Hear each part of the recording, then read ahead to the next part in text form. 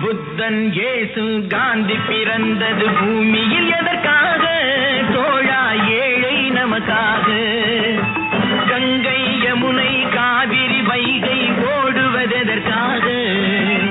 நாளும் உழைத்து தாகம் எடுத்த தோழர்கள் நமக்காக. கேள்விக்குறி போல் முதுகு வளைந்து உழைப்பது எதற்காக? மானம் ஒன்றே பெரிதென எண்ணி பிழைக்கும் நமக்காக. புத்தன் இயேசு காந்தி பிறந்தது பூமியில்